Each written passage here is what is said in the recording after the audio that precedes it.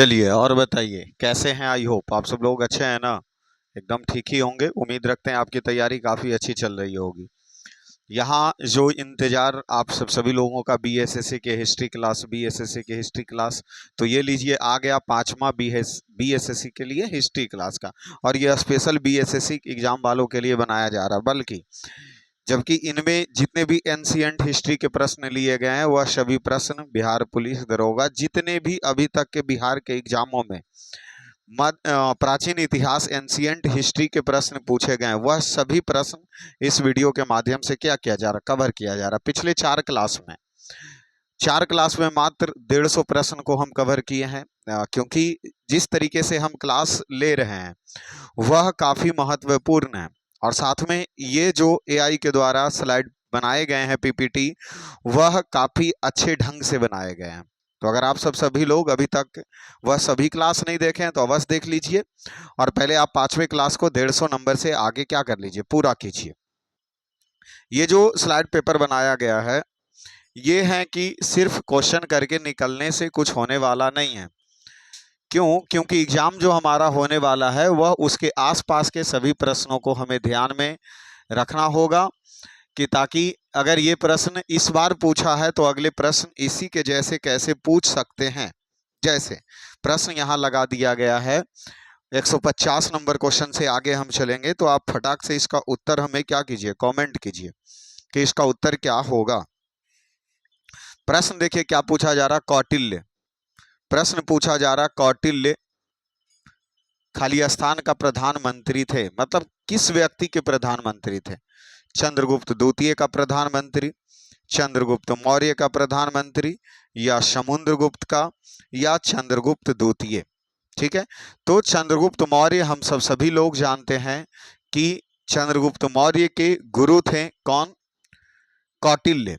कौटिल्य का ही नाम चाणक्य या विष्णुगुप्त आपसे पूछा जा सकता है कि चाणक्य का अन्य नाम क्या है, तो विष्णुगुप्त या कौटिल्य। तो चाणक्य या विष्णुगुप्त या कौटिल्य किसके गुरु थे? तो चंद्रगुप्त मौर्य के गुरु थे।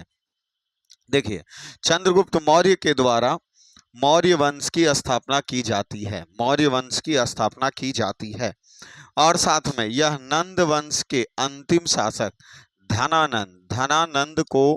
धनानंद को हरा करके मौर्य वंश की स्थापना करते हैं, और यह गद्दी पर बैठता है। वो भी किसकी सहायता से? तो चाणक्य की सहायता से। तो इस प्रश्न का सही आंसर क्या हो गया? Option B. और ये क्लास की सबसे बड़ी खास विशेषता ये कि जो चारों ऑप्शन है, इन चारों ऑप्शन का विस्तृत से एनालिसिस किया गया हर एक क्वेश्चन में। तो अवश्य ही इसे ही करने में समय ज़्यादा लगता है, क्योंकि एक क्वेश्चन में 10 क्वेश्चन का टारगेट रखा जाता है। तो चलिए यहाँ देख लीजिए, चंद्रगुप्त मौर्य के गुरु थे चाणक्य, जिसका उपनाम कौटिल्य या विष्णुगुप्त थे। जो कि चंद्रगुप्त मौर्य गद्दी से कब तक रहे हैं? तो 321 ईस्वी से 297 ईसा पूर्व तक यह गद्दी पर बने रहे हैं, और यह प्रधानमंत्री और उनके गुरु थे। किनके? चाणक्य के गुरु थे। साथ में चंद्रगुप्त मौर्य के द्वारा नंद वंश के अंतिम शासक धनानंद को हराकर चंद्रगुप्त मौर्य वंश के स्थापना करते हैं। तो यही 5 प्रश्न तो इसमें ही हो गया। चंद्रगुप्त विक्रमादित्य है जो गुप्त वंश के शासक थे। कौन से? गुप्त वंश के। समुद्रगुप्त जो थे, समुद्रगुप्त के दरबारी कवि कौन थे? हरिसेन। समुद्रगुप्त के दरबारी कवि हरिसेन। हरिसेन किसके दरबारी कवि थे? समुद्रगुप्त के। चंद्रगुप्त द्वितीय भी गुप्त वंश के ही थे। चलिए आंसर हमें बता दीजिए, अगर 4 क्लास आप किए हैं तो आंसर कमेंट कीजिए। गुप्त वंश के स्थापना किसके द्वारा किया गया? गुप्त वंश के संस्थापक। और उसी में दूसरा कमेंट भी करना है, गुप्त वंश के वास्तविक संस्थापक कौन थे? दोनों प्रश्न को कमेंट कीजिए। गुप्त वंश के संस्थापक और गुप्त वंश के वास्तविक संस्थापक कौन थे? गौतम बुद्ध ने धर्म चक्र परिवर्तन कहां से आरंभ किया था? देखिए गौतम बुद्ध को जब ज्ञान की प्राप्ति बोध गया में हुआ, फल्गु नदी के तट पे, तो वह अपने 5 शिष्यों को सबसे पहला उपदेश दिया धर्मचक्र परिवर्तन, जो कि गौतम बुद्ध या सबसे पहला उपदेश सारनाथ में दिए थे जाकर के। उसके बाद प्रश्न आपसे पूछेगा कि गौतम बुद्ध का सबसे पहला उपदेश तो सारनाथ में, और किस मुद्दे पे उद्देश्य थे, तो धर्मचक्र परिवर्तन से संबंधित था। गौतम बुद्ध के द्वारा सबसे ज्यादा उपदेश कहाँ दिया गया, तो श्रावस्ती में सबसे ज्यादा उपदेश दिए गए। गौतम बुद्ध की मृत्यु को क्या कहा जाता है, महापरिनिर्वाण कहा जाता है। गौतम बुद्ध की मृत्यु को महापरिनिर्वाण कहा जाता है। गौतम बुद्ध जब घर को त्यागे थे उसे क्या कहा जाता है, महाभिनिष्क्रमण कहा जाता है। गौतम बुद्ध जब घर को त्यागे थे तो उसे महाभिनिष्क्रमण कहा जाता है। धर्म चक्र परिवर्तन की बात अगर पूछ रही है तो यहाँ इस प्रश्न के पूछने का मतलब ये है कि गौतम बुद्ध अपना जो धर्म चक्र परिवर्तन जो दिए थे वो किस जगह पे दिए थे, तो वो कहाँ दिए थे, सारनाथ में उपदेश दिए थे। कहाँ दिए थे, सारनाथ में। ये श्रावस्ती है, यहीं पे गौतम बुद्ध के द्वारा सबसे ज्यादा उपदेश दिया गया। बोध गया में उन्हें क्या हुई थी, ज्ञान की प्राप्ति हुई थी। चलिए तो आगे चलते हैं। अगले प्रश्न, गौतम बुद्ध के बचपन का नाम सिद्धार्थ था। चलिए, सिंधु घाटी सभ्यता में निम्नलिखित स्थलों में कौन से स्थल गुजरात में है, तो ये ऑप्शन पहला है कालीबंगा, जो कि कालीबंगा राजस्थान में है। कौन से नदी, घग्गर नदी के किनारे स्थित है। रोपड़ पंजाब में है, जो कि कौन से नदी, सतलज नदी के किनारे स्थित है। लोथल गुजरात में स्थित है, कौन सी नदी, भोगवा नदी के किनारे स्थित है। बनावली हरियाणा में है, बनावली हरियाणा में स्थित है। तो इस तरीके से ये गुजरात का स्थल पूछा है, तो सही आंसर लोथल हो जाएगा। सही आंसर क्या हो जाएंगे, लोथल हो जाएंगे, जो कि कहाँ स्थित है, तो गुजरात में स्थित है। चलिए, ये उसी का एनालिसिस है जो हम आपको बोले हैं। चलिए अगले प्रश्न बता दीजिए, जैन धर्म के प्रथम तीर्थकर कौन थे। देखिए, जैन धर्म के संस्थापक कौन थे, ऋषभदेव, वही होंगे जैन धर्म के तीर्थकर। जैन धर्म में टोटल कितने तीर्थकर, तो 24 तीर्थकर। जैन धर्म के पहला तीर्थकर ऋषभदेव। जैन धर्म के वास्तविक संस्थापक पूछे तो महावीर। अगर प्रश्न पूछता है जैन धर्म के संस्थापक ऋषभदेव, जैन धर्म के वास्तविक संस्थापक महावीर, तो जैन धर्म के वास्तविक संस्थापक महावीर थे, जो 24वां तीर्थकर थे। ऋषभदेव जैन धर्म के प्रथम तीर्थक, पार्श्वनाथ जैन धर्म के 23वां तीर्थक, और चंद्रप्रभा जैन धर्म के 8वां तीर्थकर। प्रश्न पूछा है प्रथम तीर्थकर कौन थे, ऋषभदेव। प्रथम तीर्थकर कौन थे, ऋषभदेव। ठीक है, चलिए अगले प्रश्न बताइए, महावीर स्वामी का जन्म कहाँ हुआ, कुंडलग्राम में, लुम्बिनी वन में, कपिल वस्तु में, या वैशाली में। देखिए, लुम्बिनी वन में गौतम बुद्ध का जन्म हुआ था। गौतम बुद्ध, बौद्ध का जन्म, गौतम बुद्ध का जन्म नेपाल के लुम्बिनी में हुआ। कपिल वस्तु जो गौतम बुद्ध के पिता थे, गौतम बुद्ध के पिता थे, यहीं का क्या थे, राजा थे। कुंडल ग्राम में जन्म महावीर का हुआ। महावीर का जन्म कुंडल ग्राम में, जो कि कुंडल ग्राम वैशाली में पड़ता है। और यहाँ वैशाली भी दिया, पर वैशाली नहीं लगाएंगे, लगाएंगे कुंडल ग्राम। देखिए, वैशाली क्या था, सबसे पहला, सबसे पहला गणतंत्र विश्व का सबसे पहला गणतंत्र कहाँ पे था, गणतंत्र कहाँ पे था, तो वैशाली में था। इस प्रश्न में महावीर का जन्म कहाँ हुआ, 540 ईसा पूर्व, कुंडलग्राम वैशाली में। चलिए आंसर पहला हो जाएगा। चलो अगले प्रश्न पे चलो, महात्मा बुद्ध ने अपना प्रथम धर्म चक्र परिवर्तन किस स्थान पर दिया था। अभी हम जस्ट इससे पहले रिपीट किए थे, सारनाथ में गौतम बुद्ध का पहला जो धर्म चक्र परिवर्तन संबंधित उपदेश दिए गए थे। अगले प्रश्न पे चलो, त्रिपिटक क्या है, महावीर के उपदेशों का संग्रह है, ब्रह्मा विष्णु महेश है, महावीर के 3 नगीने हैं, या बुद्ध धर्म के उपदेशों का संग्रह है। तो देखिए, त्रिपिटक का संबंध बुद्ध धर्म के उपदेशों के संग्रह से है। तो इसका सही आंसर क्या हो जाएंगे, ऑप्शन 4। ठीक है, चलिए आगे बताइए, इस प्रश्न का आंसर बताइए, गौतम बुद्ध ने किस स्थान पर निर्वाण हुए थे, अर्थात गौतम बुद्ध की मृत्यु किस जगह पर हुई थी, जो पूछा जा रहा। जैसे गौतम बुद्ध का जन्म कहाँ हुआ था? गौतम बुद्ध का जन्म नेपाल के लुम्बिनी वन में हुआ था। गौतम बुद्ध का जन्म नेपाल के लुम्बिनी वन में हुआ था। कब हुआ था गौतम बुद्ध का जन्म, कब हुआ था? तो हम इसमें आपको बताए हैं कि दोनों डेट आप याद रखिएगा, एगो 63 और दूसर का 83। एगो 63 और दूसर का 83। जैसे पूछा जाए कि गौतम बुद्ध का जन्म 563 ईसा पूर्व नेपाल के लुम्बिनी वन में हुआ, जबकि इसका जो परिनिर्वाण, जिसको हम सब क्या कहते हैं, जिसको क्या कहते हैं अभी हम बोले हैं, तो 483 ईसा पूर्व में हुआ। इनका परिनिर्वाण 483 ईसा पूर्व कुशीनगर उत्तर प्रदेश में हुआ था। तो आंसर यहाँ निर्वाण की बात पूछ रहा है, निर्वाण की अर्थात उनके मृत्यु की। तो 483 ईसा पूर्व में कुशीनगर उत्तर प्रदेश में हुआ था। और लुम्बिनी में क्या हुआ था? जन्म हुआ था। कब? 563 ईसा पूर्व। 563 ईसा पूर्व में गौतम बुद्ध की जन्म हुई थी। तो इसका सही आंसर क्या हो गया? ऑप्शन पहला, कुशीनगर। ऑप्शन पहला, कुशीनगर। चलिए अगले प्रश्न पे चले। प्राचीन भारत में किस वंश के शासनकाल को स्वर्ण युग कहा जाता है? मौर्य वंश, गुप्त वंश, चोल वंश या मगध वंश? देखिए, स्वर्ण युग कहा जाता है गुप्त वंश। और हम अभी आपसे प्रश्न पूछे थे कि गुप्त वंश के संस्थापक कौन थे, तो श्रीगुप्त। गुप्त वंश के संस्थापक थे श्रीगुप्त, इसे ही स्वर्ण युग कहा जाता है। चलो, मौर्य वंश के संस्थापक कौन थे? चंद्रगुप्त मौर्य। चंद्रगुप्त मौर्य। मगध साम्राज्य में पांच वंश महत्वपूर्ण थे।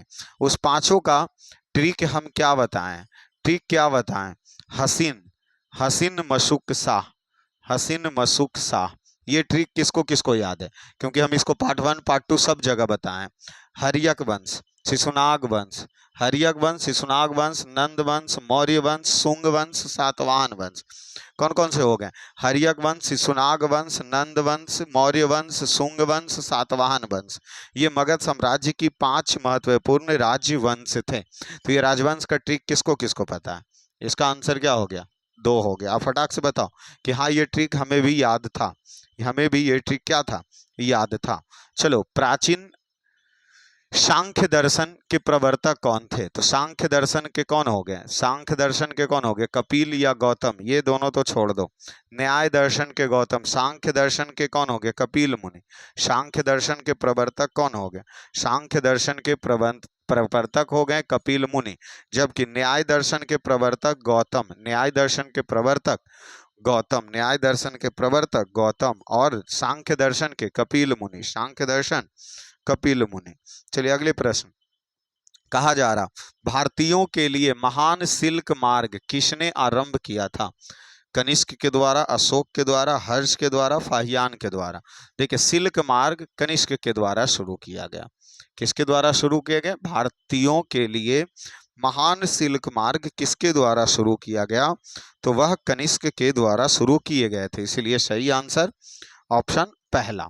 देखिए क्या किया गया था, जो समझिए कि सम्राट कुषाण के जो कनिष्क थे, क्योंकि कुषाण वंश से थे कनिष्क, जिनको सिल्क रोड या रेशम मार्ग को भारतीय के लिए आरंभ किया था। इस मार्ग से भारत, मध्य एशिया और चीन के बीच व्यापार होता था। कौन, कहाँ कहाँ? तो भारत, मध्य एशिया और चीन के बीच में यह सिल्क मार्ग से व्यापार होता था। यह सिल्क मार्ग बनाया किसके द्वारा गया? कनिष्क के द्वारा। कनिष्क का संबंध कुषाण से है। चलो, अशोक कौन वंश से थे? तो मौर्य वंश से थे, जो कि बौद्ध धर्म के सबसे ज्यादा प्रचारक थे, बौद्ध धर्म के प्रचारक थे। चलिए, फाहियान चीनी यात्री था। फाहियान चीनी यात्री थे, किसके दरबार में आया था? जो कमेंट करो। फाहियान चीनी यात्री किसके दरबार में? भारत आया था। किसके दरबार में? भारत आया था। कमेंट करो फटाक से। चलिए, निम्न में से कौन सा क्षेत्र अशोक के साथ सम्मिलित नहीं था? अफगानिस्तान, ये बिहार, श्रीलंका, कलिंग। ये काटो, इसको 2 हो गया, इसको 3 करो, 4। देखो, अशोक के साथ शामिल नहीं था श्रीलंका, कौन नहीं शामिल था? श्रीलंका। ठीक है, चलो ये बताओ, श्रीलंका में अशोक ने बौद्ध धर्म को प्रचार करने के लिए किसको भेजा था? तो अपने पुत्र एवं पुत्री महेंद्रा एवं संघमित्रा को। पुत्र एवं पुत्री महेंद्रा एवं संघमित्रा, वही पुत्र हो गया महेंद्रा और पुत्री हो गई संघमित्रा, को बौद्ध धर्म को प्रचार के लिए अशोक ने कहाँ भेजा? श्रीलंका भेजा। पर श्रीलंका उसके साम्राज्य में शामिल नहीं था। ठीक है, बाकी कलिंग थे, अफगानिस्तान, बिहार, ये सब सभी क्षेत्र था। चलो अगले प्रश्न पे आइए। मेगास्थनीज के पुस्तक का नाम क्या था? Indica, living pen era, India discarded, a passage to India. देखिए, इंडिका पुस्तक मेगास्थनीज के द्वारा लिखा गया, और अभी तक आप 4 क्लास किए होंगे तो इनकी कहानी आपके कूट कूट करके दिमाग में बैठ गया होगा कि इंडिका पुस्तक मेगास्थनीज के द्वारा लिखा गया। मेगास्थनीज किसका राजदूत था? तो सेल्यूकस निकेटस का राजदूत था, जो कि सेल्यूकस निकेटस ने अपनी पुत्री का विवाह चंद्रगुप्त मौर्य से किया, और सेल्यूकस निकेटस की पुत्री का नाम हेलेना था। उसकी विवाह वह चंद्रगुप्त मौर्य से किया, और जब हेलेना के साथ में मेगास्थनीज यूनानी राजदूत जब भारत आए अर्थात पाटलिपुत्रा आए, तो इनके द्वारा एक पुस्तक लिखी गई, जिस पुस्तक का नाम क्या है? इंडिका। इस पुस्तक का नाम क्या है? इंडिका। चलिए, 6ठी सदी में विश्व के प्रथम गणतांत्रिक व्यवस्था कहाँ सा? हम अभी कुछ समय पहले बोले थे कि विश्व के सबसे पहला गणतांत्रिक व्यवस्था किस जगह पे थे? तो वैशाली में थे। विश्व का पहला गणतांत्रिक व्यवस्था वैशाली में था। चलो अगले प्रश्न पे चलो। किस देवता के लिए ऋग्वेद में पुत्र ने पुरंद्र पुरंद्र शब्द का प्रयोग किया गया? तो इंद्र के लिए पुत्र ने पुरंद्र शब्द का प्रयोग किया गया, तो वह इंद्र के लिए, किसके लिए? इंद्र के लिए पुरंद्र शब्द का प्रयोग किया गया ऋग्वेद में। चलो, मृतकों का टीला किसे कहा जाता? मृतकों का टीला किसे कहा जाता? मोहनजोदड़ो को। मृतकों का टीला किसे कहा जाता? मोहनजोदड़ो को। यहाँ देख लो, मृतकों का टीला क्या कहा जाता है? मोहनजोदड़ो को कहा जाता है, क्योंकि मोहनजोदड़ो का सिंधी भाषा में इसका अर्थ ही होता है मृतकों का टीला, जो कि सिंधु सभ्यता के सबसे बड़े नगर तो मोहनजोदड़ो से मिला क्या क्या है? ग्रेट बाथ या अन्न भंडार। ये कहाँ से मिला? मोहनजोदड़ो से। किस नदी के किनारे है? सिंधु नदी के किनारे है। चलिए, हड़प्पा कहाँ स्थित है? पाकिस्तान, पंजाब के क्षेत्रों में हड़प्पा स्थित है। कालीबंगा राजस्थान में, जहाँ पे काली चूड़ियाँ और भूसा मिला है। काली चूड़ियाँ और भूसा मिला है कालीबंगा किस नदी के किनारे? घग्गर नदी के किनारे। राखीगढ़ी हरियाणा में, राखीगढ़ी हरियाणा में, बनावली और राखीगढ़ी हरियाणा में स्थित है। चलिए, हड़प्पा सभ्यता के स्थल लोथल किस राज्य में है? तो सबको पता है लोथल गुजरात में है। किस नदी के किनारे? तो भोगवा नदी के किनारे। किस नदी के किनारे? भोगवा नदी के किनारे। पिछले कई क्लासों में ये सब प्रश्न को रट चुके हैं हम सब। चलिए, क्या लिखा? धौसेटा की गुफा। देखिए, ये धौसेटा की गुफा नहीं है, यहाँ क्वेश्चन कुछ मिसफील्ड है, कुछ मुश्किल है, और ये आपके प्रश्न 167, क्योंकि एआई यही गलती करता है, और पिछले क्लासों में जो अभी तक के क्लास डिस्टर्ब थे तो सिर्फ इसी के वजह से थे, क्योंकि हम कंफ्यूज थे कि क्लास को किस तरीके से लिया जाए कि कंफ्यूजन ना रहे, तो इसलिए कहीं कहीं गलती सा थोड़ा सा टाइप वगैरह ये कर दे रहा। 167 ना, 167। चलिए, भीम बेटी का गुफा है। भीम बेटी का गुफा कहाँ स्थित है? भीम बेटी का गुफा कहाँ स्थित है? जो कि देखिए, भीम बेटी का गुफा का संबंध कौन धर्म से? बौद्ध धर्म से। भीम बेटी का गुफा का संबंध कौन से धर्म से है बाबू? तो बौद्ध धर्म से है। और भीम बेटिका का संबंध गुफा कहाँ स्थित है? तो पंचमढ़ी में। कहाँ स्थित है? पंचमढ़ी में। भीम बेटिका बौद्ध धर्म के से संबंधित गुफाएं हैं, जो कि मध्य प्रदेश के पंचमढ़ी में भीम बेटिका की गुफा है। भीम बेटिका की गुफा है। और कौन सी पहाड़ी? तो सतपुड़ा की पहाड़ी में यह स्थित है। सतपुड़ा की पहाड़ी में यह स्थित है। चलिए, अगले प्रश्न पे चलो। भारत छोड़ो आंदोलन का नेतृत्व किसके द्वारा किया गया था? महात्मा गांधी के द्वारा किए गए थे। 8 अगस्त 1942 ईस्वी को भारत छोड़ो आंदोलन की शुरुआत किया गया था। तो एक प्रश्न ये आधुनिक इतिहास के प्रश्न दे दिए गए।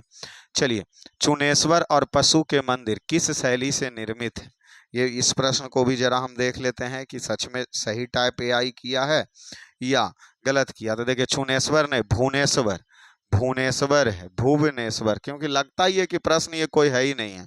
भुवनेश्वर और पुरी, पुरी की जो मंदिर है, भुवनेश्वर और पुरी की जो उड़ीसा में पुरी की मंदिर है ना, भुवनेश्वर भी तो उड़ीसा में ही है, तो भुवनेश्वर और पुरी की जो मंदिर है वो किस पर आधारित है? तो जाहिर सी बात आप दक्षिण भारत में चल रहे हैं, तो नागर शैली या द्रविड़ शैली, केसर शैली, तो देखिए ये नागर शैली पर आधारित है। भुवनेश्वर और पुरी की जो मंदिर है वह कौन से शैली पे है? तो नागर शैली पे है।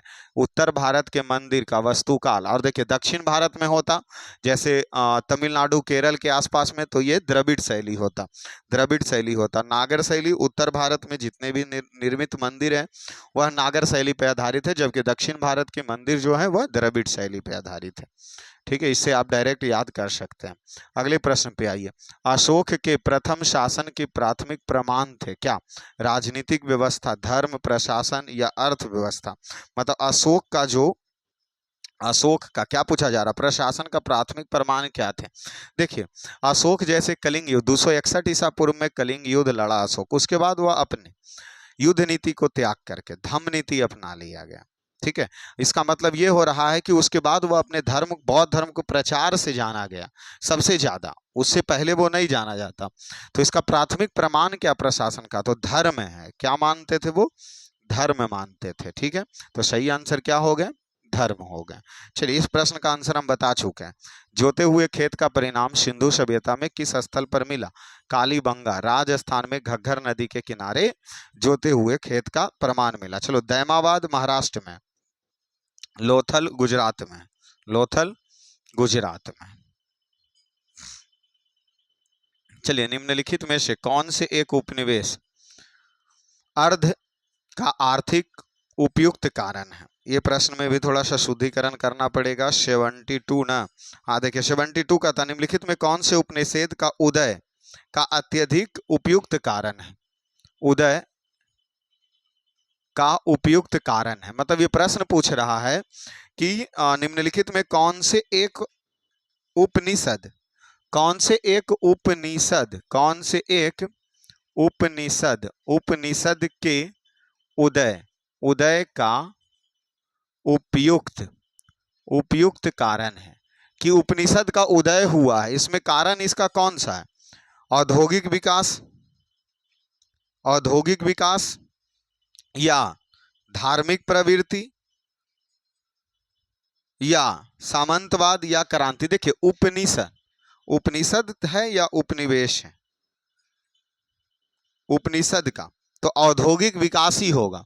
उपनिषद के उदय का मुख्य कारण औद्योगिक विकास ही होंगे, क्योंकि प्रश्न एआई के द्वारा मिसफील्ड कर दिए गए हैं। देखिए औद्योगिक क्रांति के बाद यूरोप के देशों में कच्चे माल स्रोत तैयार हुए और बाजार की आवश्यकता पड़ी। उपनिवेशवाद का मुख्य आर्थिक कारण था, तो औद्योगिक विकास ही है इसका आंसर। क्या है? औद्योगिकवाद है, क्योंकि उपनिवेशवाद का मुख्य कारण औद्योगिक विकास है। चलिए सिंधु घाटी की सभ्यता की आर्थिक मोहरें किससे निर्मित होती थी?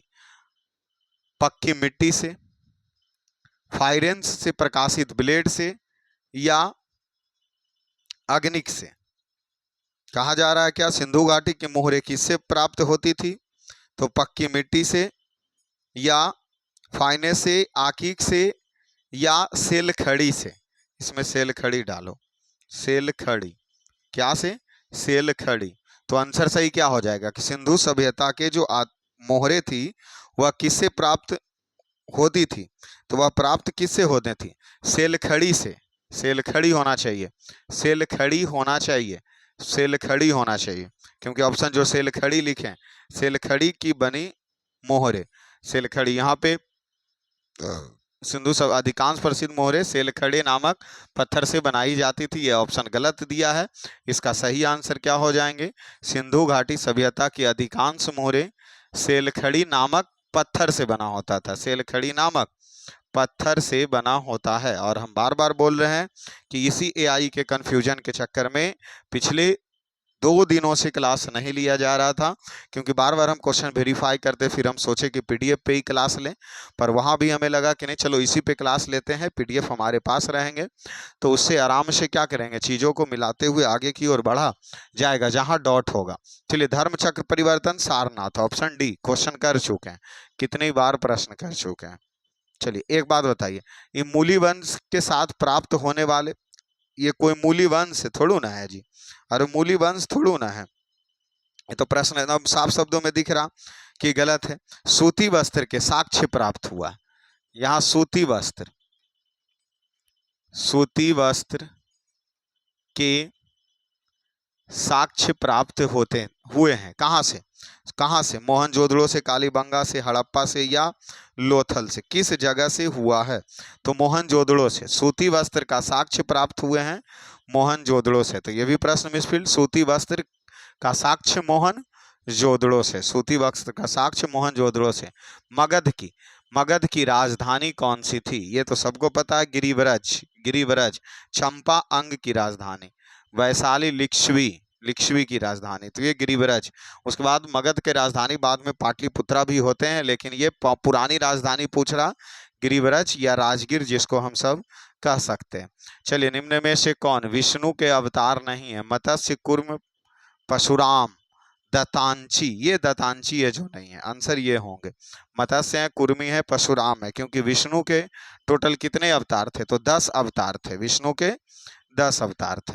चलिए, हड़प्पा के लोग किस धातु का उपयोग नहीं जानते थे, लोहा, क्योंकि लोहा का उपयोग 1000 ईसा पूर्व पहले जानना शुरू हुआ, बाकी वह तांबा, कांसा, सोना इन सभी को जानते थे, लेकिन लोहा को नहीं जानते थे, तो आंसर डी हमारा हो गया।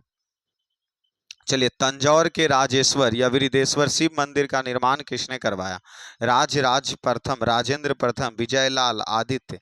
इसको काटो, ये 1 लो, 2 लो, ये 3 लो, 4 लो, तो फटाक से बताओ कि तंजौर का वृद्धेश्वर मंदिर का निर्माण किसके द्वारा किया गया, तो ये स्पीडी के भूत जो भगाए होंगे उनको पता होगा कि राजेंद्र प्रथम तंजौर के मंदिर का निर्माण किसके द्वारा किया गया, तो राजेंद्र प्रथम के द्वारा किए गए थे। तो उन्होंने तंजौर के कौन से मंदिर, बृहदेश्वर मंदिर का निर्माण किया गया।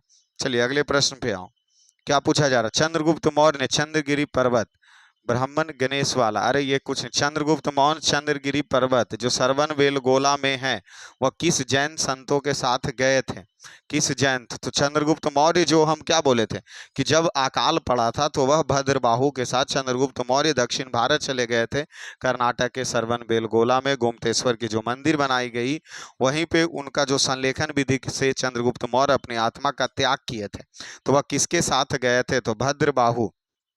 और ये भद्रबाहु का ही जो नग्न वस्त्र वाले दिगंबर से संबंध बना, स्थूलभद्र श्वेतांबर थे जो कि श्वेत वस्त्र धारण करने वाले थे। चलिए, गौतम बुद्ध कहाँ ज्ञान की प्राप्ति हुई, सबको पता है, बोधगया, गौतम बुद्ध को ज्ञान की प्राप्ति बोधगया में हुआ। चलिए अगले प्रश्न, मगध में किस प्रारंभिक शासक की गद्दी के लिए उनके पुत्र की हत्या की गई थी, तो उनके पुत्र की हत्या किसके द्वारा किया गया था, वो से सभी बिंबिसार, अर्थात आंसर कौन हो जाएंगे, बिंबिसार, जो कि हर्यक वंश के थे राजा, उनकी क्या हत्या की गई थी, उनके पुत्र अजातशत्रु के द्वारा। ठीक है, गौतम बुद्ध का नाम क्या था, सबको पता, सिद्धार्थ, बचपन का नाम अभी हम बता चुके हैं चलिए, नव नालंदा बिहार किसके लिए विख्यात थी, तो बौद्ध धर्म के लिए, महावीर का जन्म स्थान, संग्रहालय, पाली अनुसंधान संस्थान, चलो सही आंसर पाली अनुसंधान संस्थान के लिए फेमस थे नव। चलिए अगले प्रश्न की ओर चलते हैं, चंद्रगुप्त मौर्य के गुरु कौन थे, तो दिया ही नहीं है, चंद्रगुप्त मौर्य के गुरु कौन थे, चाणक्य, कौन थे, चाणक्य, तो दिया तो है, चाणक्य, विष्णुगुप्त या कौटिल्य, ऑप्शन सी चंद्रगुप्त मौर्य के गुरु थे। चलिए, ये वृद्धेश्वर क्या है, ये प्रश्न मिसफील्ड होंगे जरूर ही, क्या पूछा जा रहा है, चलो प्रश्न को हम देख लेते हैं, प्रश्न 86 यही तो खेला है मेरे मित्र, 86 क्या कहा जा रहा, थियोसॉफिकल सोसाइटी की स्थापना किसके द्वारा किया गया, स्वामी विवेकानंद के द्वारा, थियोसॉफिकल सोसाइटी की स्थापना, ये प्रश्न ये था, सोसाइटी की स्थापना किसके द्वारा किया गया? थियोफिकल सोसाइटी की स्थापना किसके द्वारा किए गए? स्वामी विवेकानंद। थियोफिकल सोसाइटी स्वामी विवेकानंद, ये प्रश्न ये था। अशोक के शिलालेख में प्रयुक्त भाषा कौन सी थी? अशोक के प्रयुक्त में पाली भाषा, संस्कृत भाषा, प्राकृत भाषा या हिंदी? देखिए, हिंदी और संस्कृत को आप त्याग दीजिए, हिंदी और संस्कृत को क्या कर दीजिए? त्याग दीजिए, और बाकी आप डिसाइड कीजिए कि पाली भाषा था या संस्कृत भाषा, पाली भाषा था या प्राकृतिक भाषा था। देखिए, ऐसे अगर कन्फ्यूजन आए तो आप सभी को पता है कि लिखा तो वो दोनों में था, लिखा तो वो दोनों में था, लेकिन प्रयुक्त भाषा सबसे ज्यादा तो वो प्राकृतिक भाषा का प्रयोग किए थे। तो ऑप्शन 3 हमारा हो जाएगा, प्राकृत भाषा का प्रयोग किए थे, ऑप्शन 3। चलिए, आचरण भोन में निम्नलिखित में से किस पुस्तक की रचना की? देखिए, ये प्रश्न भी मिस है, पक्का एकदम मिस है। जो प्रश्न ही नहीं बनेगा उसका उत्तर आप क्या दीजिएगा? उत्तर क्या दीजिएगा? वह अश्वघोष है, अश्वघोष है, अश्वघोष। अश्वघोष ने निम्न में से किस पुस्तक की रचना किए थे? तो मुद्रा राक्षस, विशाख दत्त, मुद्रा राक्षस, विशाख दत्त, सूर्यशंकर या अमरकोश या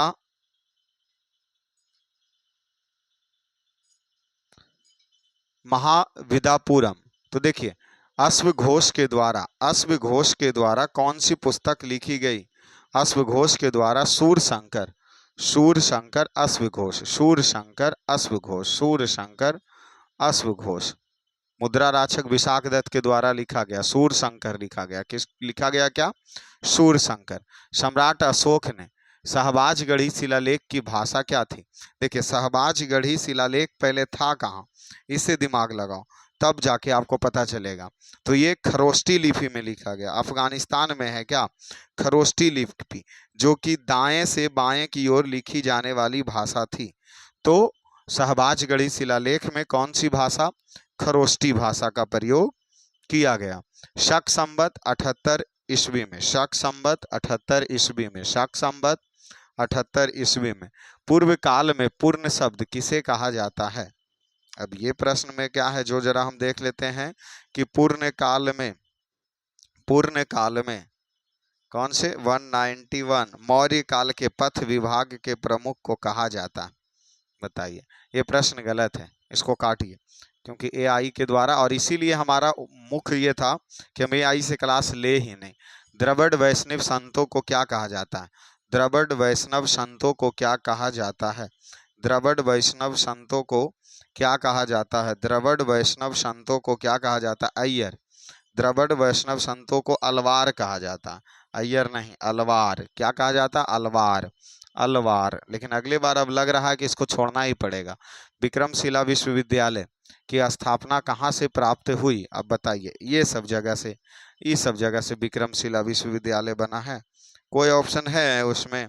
कोई ऑप्शन नहीं है, कोई ऑप्शन नहीं है, कोई ऑप्शन नहीं। अपने से ही, देखिए, इसमें यही चीज होता है कि अपने से ही ये कुछ ना कुछ घुसा देते हैं, अपने से ही। चलो, आज के बाद इसको छोड़ा जाए, 200 प्रश्नों के बाद से हम डायरेक्ट लेंगे, डायरेक्ट लेंगे, ठीक है? एआई को आज के बाद स्टॉप किया जाता है, क्योंकि फिलहाल 2 दिनों से ये डिस्टर्ब किए हैं और ये डिस्टर्ब करता ही रहेगा, इसलिए माइंडली सेटअप अलग हो जाता है। तो इसको छोड़िए और डायरेक्ट अब अपने क्लासों को लेंगे, डायरेक्ट पीडीएफ पे लेंगे। जैसे कि देखिए, हमने तो इसके लिए बना करके भेजे थे, इसके लिए हम बना करके आपको भेजे भी थे, लेकिन फिलहाल फिर हमारा मूड चेंज हुआ तो हम उसी में लेना शुरू कर दिए। ये देखिए, ये देखिए, इसी पे क्लास लेंगे जो ज़्यादा अच्छा रहेगा। अभी उसमें एआई में समय भी लग जाता है, प्रश्न बन भी नहीं पाते हैं, बन भी नहीं पाते। इसी पे ऐसे प्रश्न रहेगा एकदम। दक्षिण भारत में जैन धर्म का प्रचार प्रसार हुआ था, किसके द्वारा? किसके द्वारा? तो कौन कौन थे? स्थूलभद्र और भद्रबाहु। तो भद्रबाहु के द्वारा हुआ था, स्थूलभद्र इधर रह गए थे, इधर रह गए थे। उनके साथ चंद्रगुप्त मौर्य उन्हीं के साथ गया था। गुप्त काल में सर्वोच्च न्यायिक पदाधिकारी किसके पास होता था? तो राजा के पास होते थे। कृषि की शुरुआत कब से हुई? कृषि की शुरुआत 7000 ईसा पूर्व के आसपास से हुई। चलिए निम्नलिखित में से समकालीन ब्राह्मणवाद विश्वास के बुद्ध की पूर्ण आस्था किसमें था? तो इस तरीके से इसी पे प्रश्न ले लेंगे। महावीर की मृत्यु कहाँ हुई? तो ये सब ऐसे इसी स्लाइड पे प्रश्न को क्या किया जाएगा, ले लिया जाएगा। तो एकदम अवश्य ले लिए जाएंगे और एआई का सहारा अब छोड़ा जाता है और अपने पुरानी जीवन में वापस आया जाता है, क्योंकि बहुत डिस्टर्ब हो गए क्वेश्चन बनाना, क्वेश्चन मिसफिल्ड। चलो इनसे डिसमोटिवेट भी होते हैं लोग, लेकिन वैसे काम अब नहीं किए जाएंगे, डायरेक्ट पीडीएफ पे लिए जाएंगे। तो नेक्स्ट क्लास डायरेक्ट आपको पीडीएफ पे मिलेगा और साथ में ये भी वादा रहा कि 200 से 293 प्रश्न के आसपास, मतलब तो 93 प्रश्न और बचते हैं। एक क्लास में एवरी प्राचीन इतिहास को क्या किया जाएगा, समाप्त कर देंगे हम, ठीक है।